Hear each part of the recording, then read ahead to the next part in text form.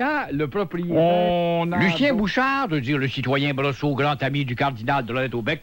Le cardinal de Lorette-au-Bec a téléphoné ici au grand patron pour m'actionner.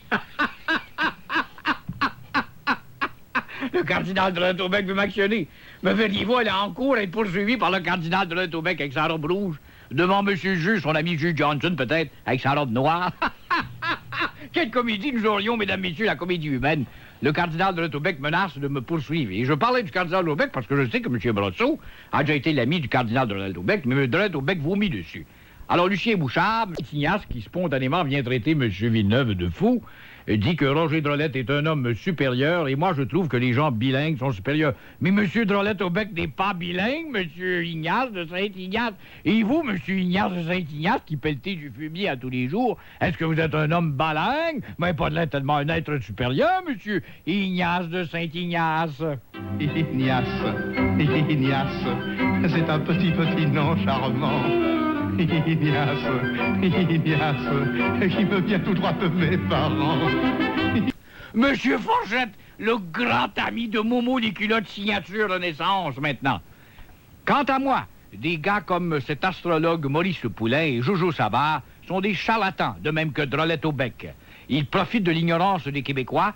Quand je vois un gars comme Drolette-au-Bec et George Whedon, qu'on a vu hier chez Paul Arcand, et qui disait lui-même, George Whedon, ne pas croire à l'astrologie, mais oublier que son nom est brûlé maintenant comme le nom de Drolette-au-Bec. Mais le nom de Drolette-au-Bec n'est pas tout à fait brûlé, on a mis de l'eau bénite dessus, monsieur Forgette. De Verdun, ici, la ville de Drolette-au-Bec. Monsieur Forgette de l'usine...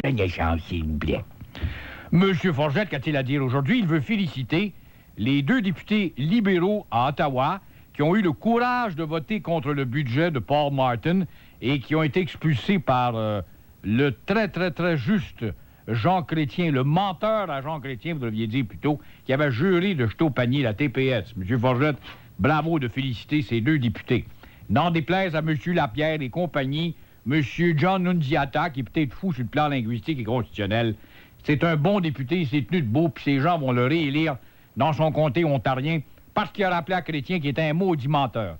La pire menterie que Chrétien nous a compté aussi, en plus de la TPS, tout comme son ami avant lui avait dit, on va mettre au panier l'accord du libre-échange. Et aussi, il avait dit, souvenez-vous, on va mettre au panier la TPS. On va en faire un autre, finalement, c'est la même chose, puis c'est une harmonisation.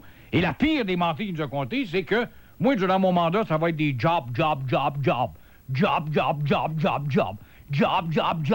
Puis aujourd'hui, tout ce qu'on entend, c'est on tape sur la gueule du Québec, puis du Québec, puis du Québec.